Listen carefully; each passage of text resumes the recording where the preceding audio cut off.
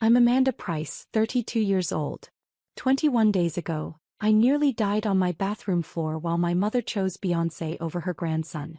The bleeding started without warning.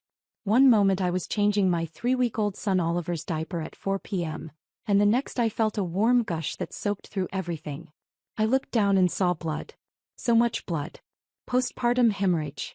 The thing they warn you about but you never think will happen to you. My husband Jason was at work, an hour away in downtown Los Angeles. Oliver was crying because he was hungry and I just started to nurse him when the bleeding began. My hands were shaking so badly I could barely hold my phone. I called 911 first. "Ma'am, how much blood?" the dispatcher asked. "I don't know. A lot. I'm soaking through pads in minutes. I feel dizzy. I'm sending paramedics now. Are you alone? I have a 3-week-old baby. My husband is at work. I need..." The room spun. I grabbed the counter to stay upright. "Stay on the line with me. Is there anyone who can come stay with the baby while we transport you?" Oliver was screaming now. That newborn cry that goes straight through your heart. "I'll call my mother. She lives 20 minutes away. Call her now. I'll stay on the line." I put the dispatcher on speaker and called Mom with shaking fingers. She answered on the 4th ring. "Amanda? What is it?" "I'm at lunch with your sister." "Mom, I need help. I'm hemorrhaging. Postpartum bleeding. The paramedics are coming. I need you to come get Oliver. Right now." There was a pause. I could hear restaurant noise in the background. Laughter. Music. "Hemorrhaging? Are you sure you're not just having a heavy period? You know how you tend to panic about medical things." "Mom, I've soaked through 3 pads in 15 minutes. I'm dizzy. I can barely stand. This is an emergency." "Well, how long will it take?" "Your sister and I have plans tonight. We're seeing Beyoncé at the Forum." The tickets were $800 each. Actually laughed. A hysterical, disbelieving laugh. "Mom, I'm having a medical emergency. I need you to watch your grandson." "Amanda, I raced my kids already. You need to figure out yours. That's what being a mother means. Besides, we've had these tickets for months. Beyoncé's Renaissance tour. It's her last one. We can't miss it." "I'm bleeding out." "You're being dramatic. You're probably fine. Just lie down with your feet elevated. If it's still bad later, go to urgent care." The 911 dispatcher's voice cut in. "Ma'am, the paramedics are 3 minutes away." "Mom, did you hear that? The paramedics are almost here. I need you to come watch Oliver." "Amanda, I'm not canceling our plans because you're having a bad day. Call Jason. Call a friend. Hire a babysitter. You're an adult. Handle it." My sister's voice in the background. "Is Amanda okay?" Mom to her. "She's fine. Just being overdramatic about some bleeding. You know how she is." Then to me, "We have to go. Our appetizers are here. Feel better, honey." She hung up. I stared at my phone, blood pooling beneath me, my newborn son screaming, and my mother had just chosen Beyoncé tickets over my life. The dispatcher's voice was gentle. "Ma'am? Do you have anyone else?" "My husband. But he's an hour away. Call him. The paramedics are arriving now." The paramedics, 2 men in their 40s, found me on the bathroom floor, Oliver in his bassinet nearby, still crying. "How much blood have you lost?" the first paramedic asked, already checking my vitals. "I don't know.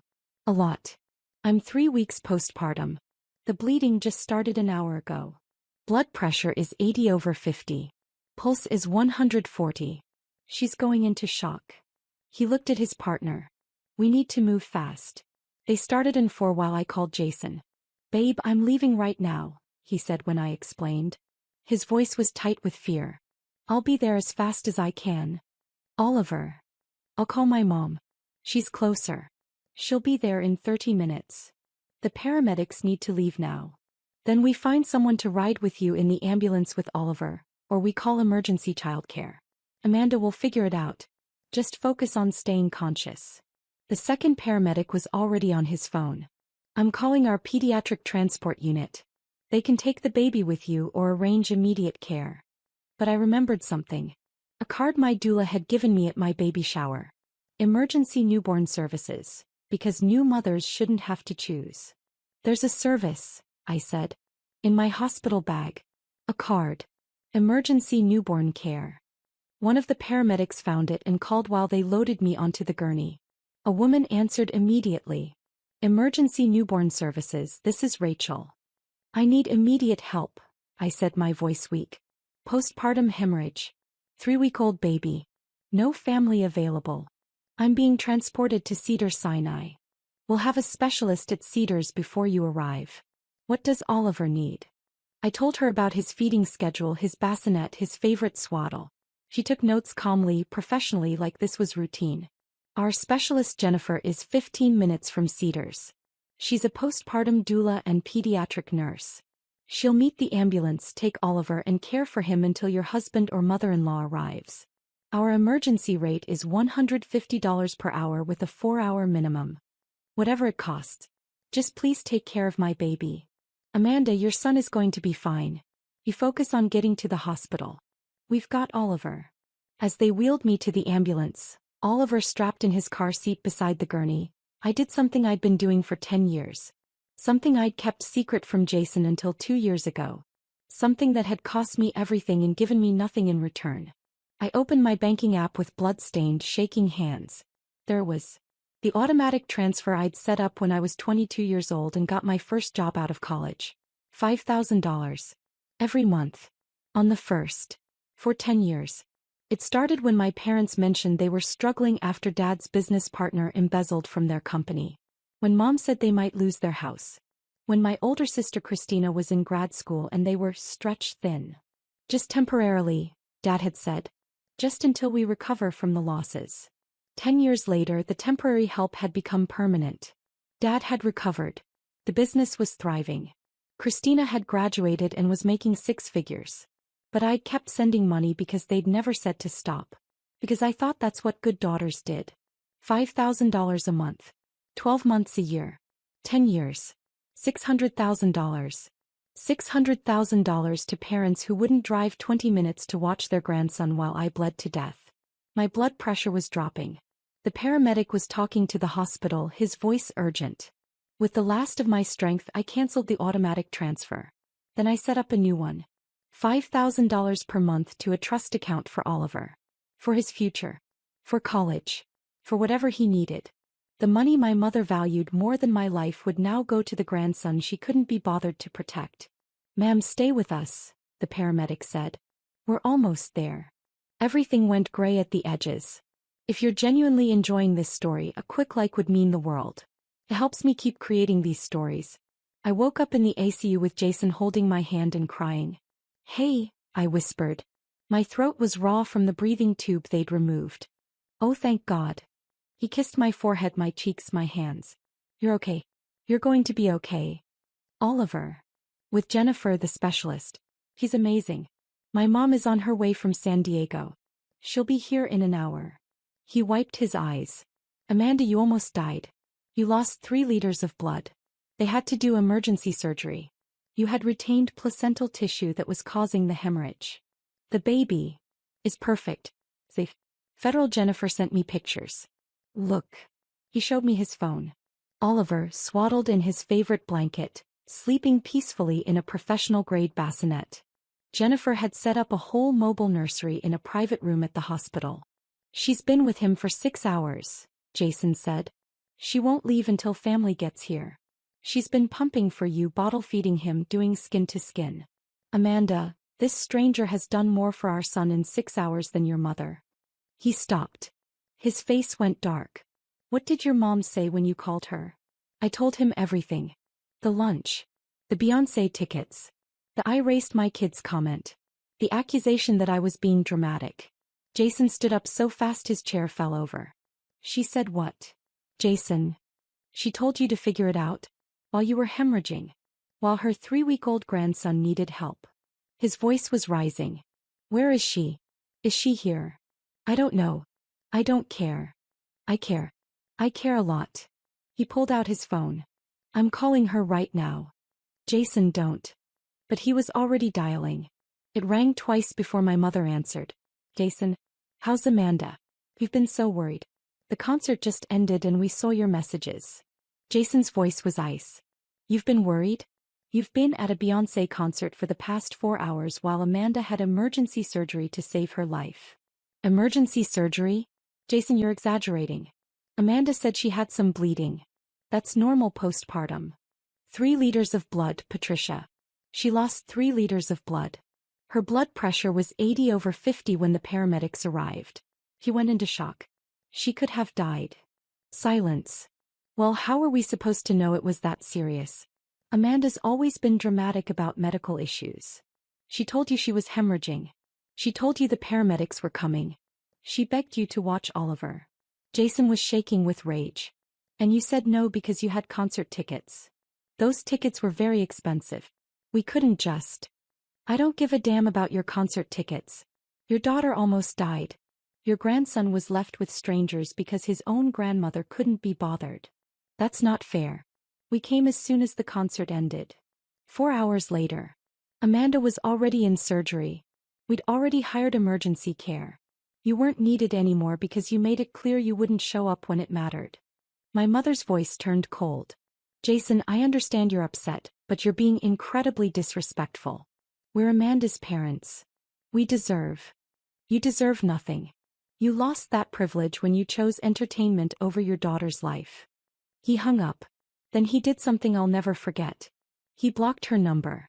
Then Christina's. Then my father's. They're not visiting, he said flatly. They're not meeting Oliver again until you decide.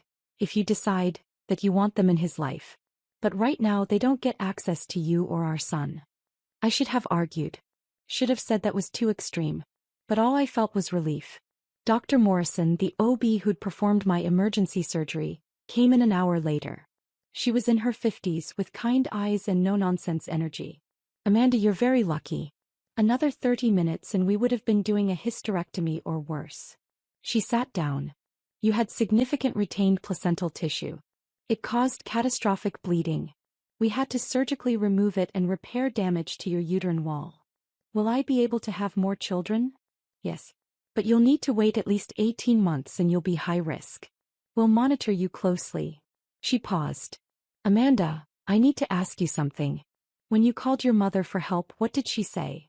I told her. Dr. Morrison's face went very still. Then she stood up. Excuse me for a moment. She walked into the hallway. I could hear her voice, sharp and clear. Mrs. Price? I'm Dr. Morrison, Amanda's OB-GYN. I understand you're in the waiting room. My mother's voice. Yes, we've been here for an hour. They won't let us see Amanda. Her husband is being completely unreasonable. I'm the one who gave the order. Amanda is not receiving visitors except approved family. We are family. We're her parents. Let me be very clear about what happened to your daughter today. She experienced a postpartum hemorrhage caused by retained placental tissue. When she called you, she was already in early shock. Her blood pressure was critically low. She was bleeding at a rate that would have killed her within the hour. Silence from my mother. She called you, her mother, and asked for help with her 3-week-old infant. And according to her medical history notes, you refused because you had concert tickets. Is that accurate? We didn't know it was that serious. She told you she was hemorrhaging. She told you paramedics were coming. What part of that didn't sound serious? Amanda tends to exaggerate. Stop. Dr. Morrison's voice could have cut glass. Your daughter almost died today. She lost half her blood volume. We had to perform emergency surgery. She'll need weeks of recovery. And your first response when she called for help was that you'd raised your kids already, and she needed to figure it out. I didn't mean. I've been an OB for 27 years. I've seen a lot of family dynamics. But I have never in my entire career had a grandmother refuse to help during a life-threatening postpartum emergency because of entertainment tickets. You don't understand. Those tickets were very expensive and your daughter's life was worthless in comparison? Your grandson's need for family support meant nothing compared to a concert. Dr. Morrison's voice dropped. Mrs. Price, I'm going to ask you a question, and I want you to think very carefully before you answer. What question? If Amanda had died on that bathroom floor while you were at your concert, would the show have been worth it? The silence was so long I could hear it from my hospital bed. Then my mother's voice, smaller, that's not fair. Neither is abandoning your daughter during a medical emergency. I suggest you think about that before you try to see her again. Footsteps. Dr. Morrison returned to my room. I'm sorry, she said. I don't usually get involved in family matters. But as your physician, I have to document why you didn't have family support during a critical medical emergency. And Mrs. Price's reasoning was so negligent that I felt compelled to address it. What did she say? Nothing coherent. She left the hospital about 30 seconds after I asked her my question. What question? Dr. Morrison smiled grimly. Whether the concert would have been worth it if you'd died. Jason's mother Ellen arrived from San Diego at 9 p.m. She burst into my room, still in her work clothes, carrying bags of supplies. Oh, honey. She hugged me carefully, avoiding the 4 lines. I came as fast as I could. I brought everything. Nursing pads, comfortable pajamas, those mesh underwear from the hospital, nipple cream, everything. You didn't have to. Of course I did. Your family. He turned to Jason. Where's my grandson? With Jennifer in the family room. She's been incredible. Ellen went to meet Oliver and came back 20 minutes later with him in her arms, tears streaming down her face. He's perfect. Absolutely perfect. She looked at me. Jennifer briefed me on his whole routine. She's been keeping detailed notes. Amanda, this woman is a saint. Jennifer, the emergency care specialist, came in to say goodbye. She was in her 40s, calm and competent. Oliver is all set, she said. I've left detailed notes for Ellen. He's been fed, changed, and he's had plenty of cuddles. You did great today, Amanda. You made the hard calls when it mattered. Thank you. I don't know how to. You already did. You protected your baby when you were literally bleeding out. That's what mothers do. She paused. The bill for my services will be sent to your insurance. Most cover emergency postpartum care. But even if they don't, you made the right call. After she left, Ellen settled into the chair with Oliver. I'm staying as long as you need me. I took family leave from work. I can be here for 2 weeks. Ellen, you don't have to. I want to. I'm his grandmother. This is what grandmothers do. She looked at me steadily. Jason told me what Patricia said. What she did. I looked away. Amanda, I need you to hear this. What she did was unforgivable. Not just refusing to help. That would be bad enough. But the reasoning. The dismissiveness. The cruelty of telling you to figure it out while you were in crisis. Ellen's voice was firm. That's not normal. That's not okay. And you don't owe her forgiveness. She's my mother. DNA doesn't obligate you to accept abuse. And make no mistake, what she did was abusive. 3 days later I was discharged.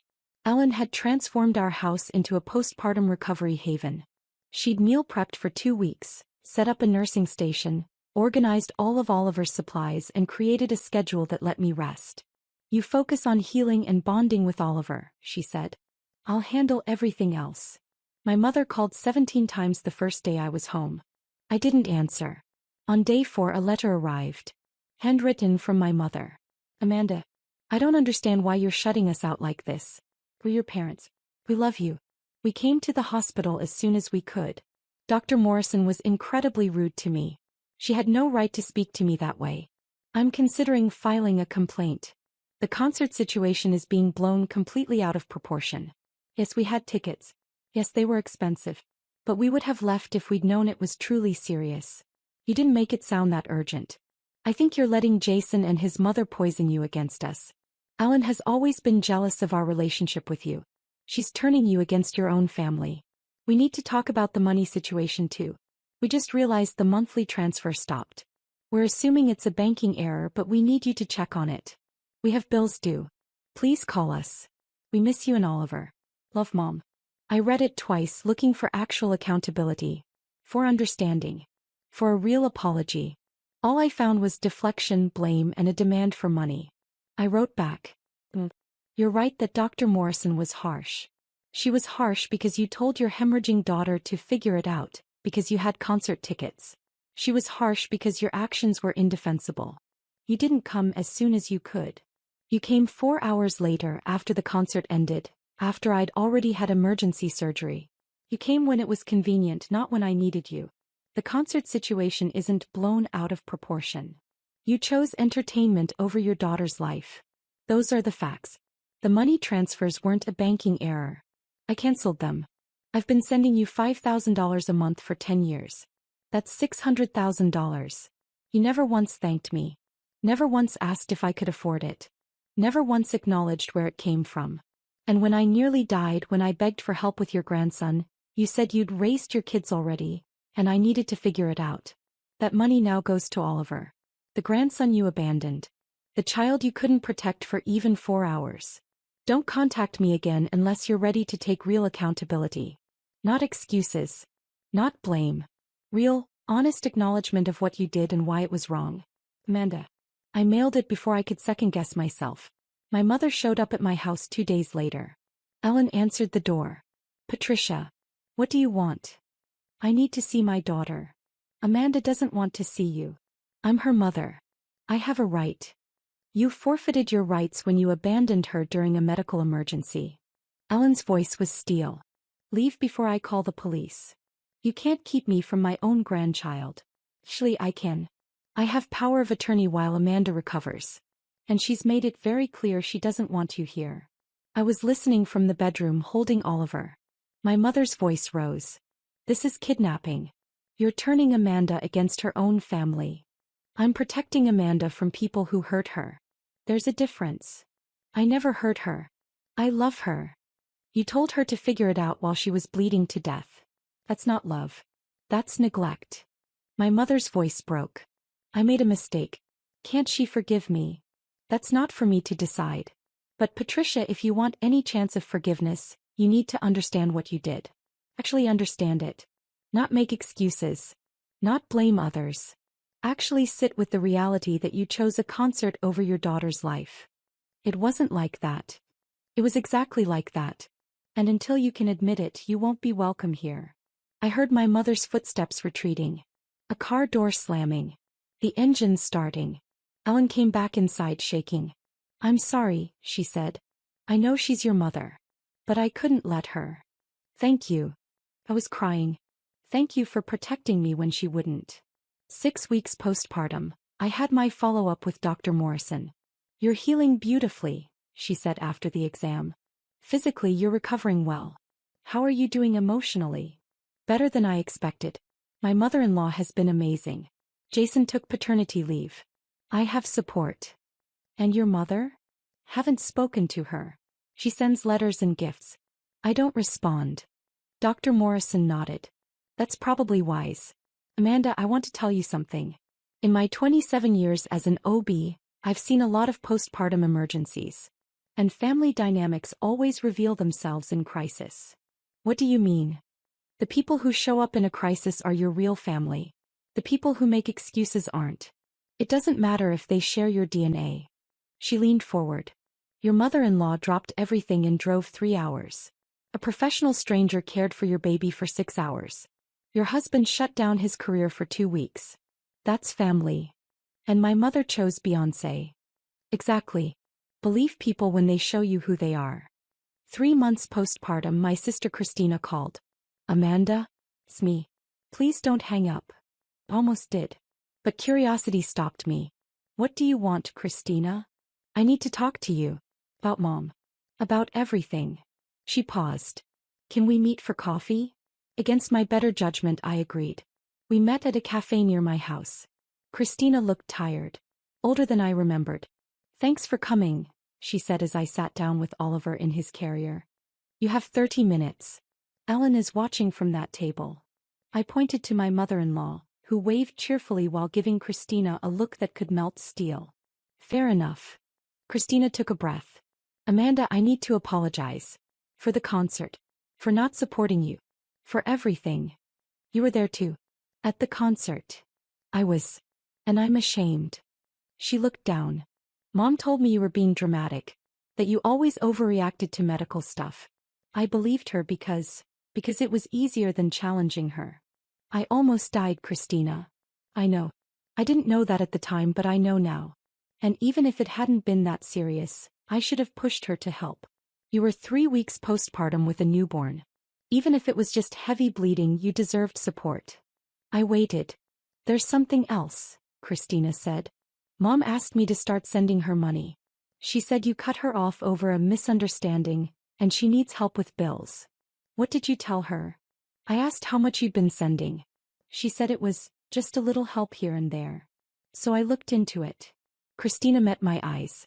I found your old bank statements. You left them at Mom's house years ago. Amanda, you've been sending her $5,000 a month for 10 years. Yes. That's $600,000. I'm aware. Christina sat back, stunned. How? How did you afford that? I worked 70-hour weeks. I lived in a studio apartment until I met Jason. I drove a 15-year-old car. I never took vacations. I sacrificed everything to make sure they were comfortable. Why didn't you tell me?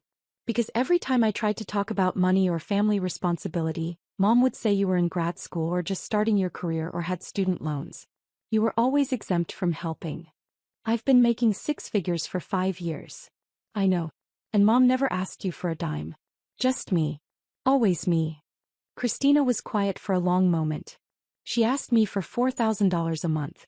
Said it was temporary. I sent her $8,000 total before I started asking questions. She'll bleed you dry if you let her. I already told her no. She called me ungrateful. Said I was abandoning her just like you did. Christina's voice shook. I finally saw it. The manipulation. The way she uses guilt and obligation. The way she's always made me the golden child and you the workhorse. Took you long enough. I know. I'm sorry. I'm so sorry for all of it. She reached across the table. I don't expect you to forgive me. I just wanted you to know I see it now. I see what she did to you. What she's always done to you. What are you going to do about it? I cut her off. Financially and emotionally. I'm in therapy. I'm working on understanding why I enabled her for so long. She paused. And I wanted to ask if there's any way we can rebuild.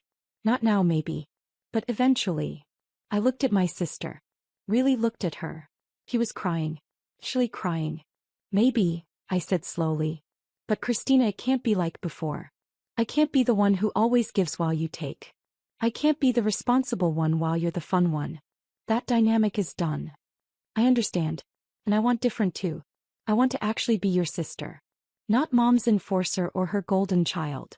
Just, your sister. Then prove it. Do the work. Stay in therapy. Set boundaries with Mom. And maybe in a year or so we can try. A year. You had 32 years of preferential treatment. You can wait a year. She nodded, wiping her eyes. Fair enough. 6 months postpartum, I got a certified letter from my parents' attorney. They were suing me for breach of financial support agreement and grandparent alienation.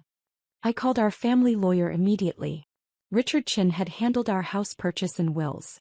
This is nonsense, Richard said after reviewing the letter. There's no such thing as a legally binding financial support agreement unless you signed a contract. Did you? No. I just started sending money when they said they needed help. Then they have no case. As for grandparent alienation, California law is very specific. Grandparents have no inherent right to visitation unless they can prove it's in the child's best interest and the parents are unfit. What do I do? We respond. We document everything.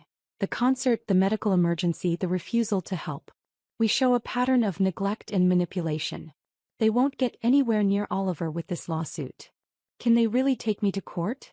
They can try. But Amanda, they'll lose. And more importantly, the judge will see exactly what kind of people they are. The case lasted 3 weeks before their attorney withdrew. Richard's response had been devastating. A complete timeline of my medical emergency, my mother's refusal to help, the $600,000 I'd sent over 10 years without acknowledgement, and their immediate lawsuit when the money stopped. Their lawyer called Richard personally. My clients didn't disclose the full situation. I wouldn't have taken this case if I'd known. Please extend my apologies to Mrs. Price. 1 year after Oliver's birth, we had a small party. Just close friends and Ellen. No one from my side of the family. Oliver was thriving. Happy. Healthy. He knew his grandma Ellen, who visited twice a month and video called every Sunday. He didn't know my mother. Didn't know my father. Didn't know he had a family on my side that had abandoned him before he was a month old. And I was okay with that. Ellen made the birthday cake. A beautiful blue and white creation with Oliver's first year. In careful frosting letters. To Oliver, she said, raising a glass of sparkling cider. And to the family that shows up. To showing up, we all echoed. Later, after everyone left, Jason and I sat on the couch watching Oliver sleep in his bassinet. Do you think you'll ever talk to them again? Jason asked. I don't know. Maybe. If they ever actually take accountability. If they ever understand what they did. I paused. But Jason, I'm not waiting for that anymore. I'm not putting my life on hold hoping they'll become the parents I deserved. Good. You deserve so much better. I have better. Have you? I have Ellen. I have Oliver. I have a family that actually values me. My phone buzzed. A text from Christina. 1 year sober from mom's manipulation. Therapy is working. Not asking to see Oliver yet. I know I need to earn that. Just wanted you to know I'm doing the work. Happy birthday to my nephew. Red heart. I showed Jason. Are you going to respond? Yeah. Because she's actually trying. Actually changing. I typed back. Proud of you. Keep going. 18 months after the hemorrhage I got pregnant again. We didn't tell anyone for months. High-risk pregnancy meant constant monitoring, frequent appointments, managed stress. Dr. Morrison watched me like a hawk. You're doing great. Blood work is perfect.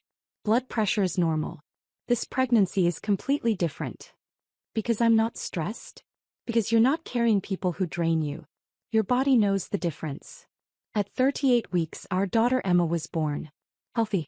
Perfect. Easy delivery. Ellen was there within hours, tears streaming down her face as she held her granddaughter. 2 grandchildren, she whispered. I'm so blessed. My mother sent a gift to the hospital. An expensive silver baby set, engraved with, to our precious granddaughter Emma. Love, Grandma and Grandpa. I sent it back with a note. You're not her grandparents. You're people who abandoned her brother when he was 3 weeks old. People who sued me for stopping payments you never earned. People who have never once taken accountability for your actions. Don't send gifts for children you don't know. Don't claim relationships you haven't built. If you want to be grandparents, it starts with being decent parents.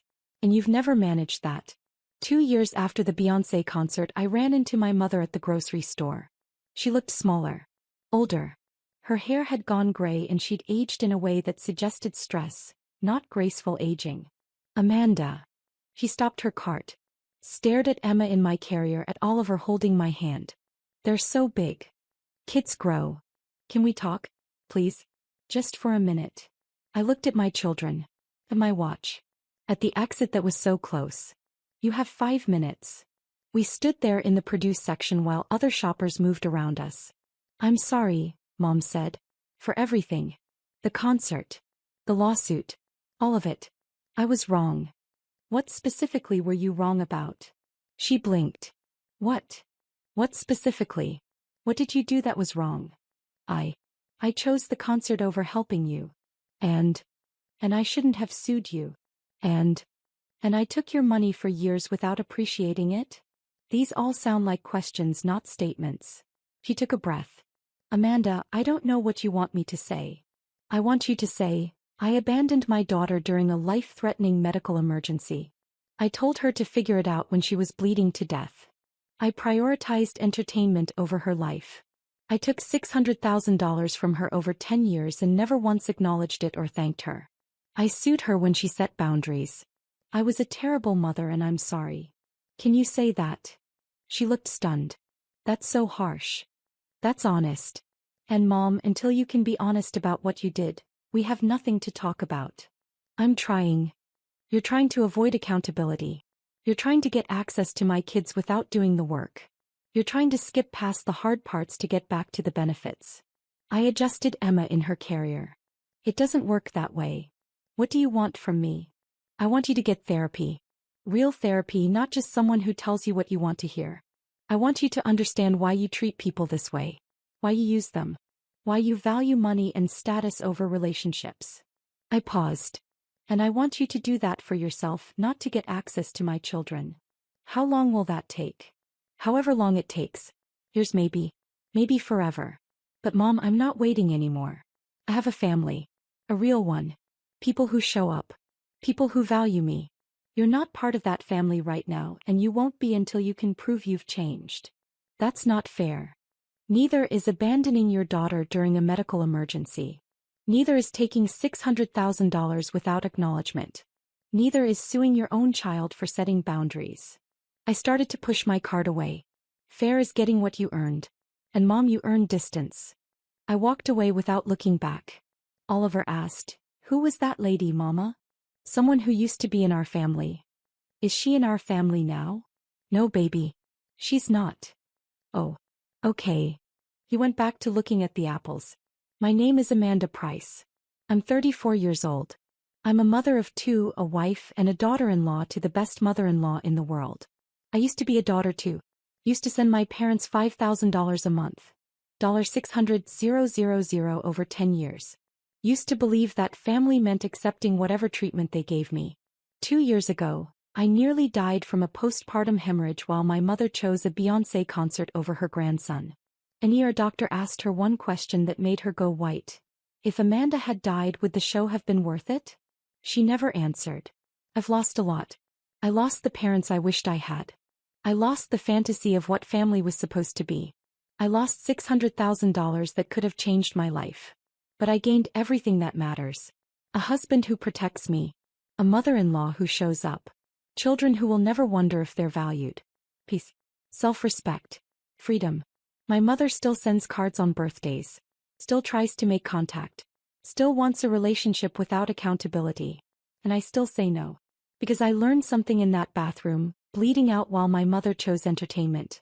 Some people will only love you for what you provide. The moment you stop providing it, they'll show you exactly who they are. Believe them. If anyone out there is funding their own mistreatment, sending money to people who don't value you, accepting scraps of love from people who should give it freely, you deserve better. You deserve people who would drive 3 hours in the middle of the night. People who would cancel concerts for your emergencies. People who would fly across the country without being asked. You deserve family that shows up. And if your DNA family won't be that, build a chosen family that will. Because at the end of the day, family isn't who shares your blood. Family is who shows up when you're bleeding. Drop a comment and let me know where you're listening from. And if you've walked away from family members who treated you like an ATM, you're not alone. We're all building better families, one boundary at a time.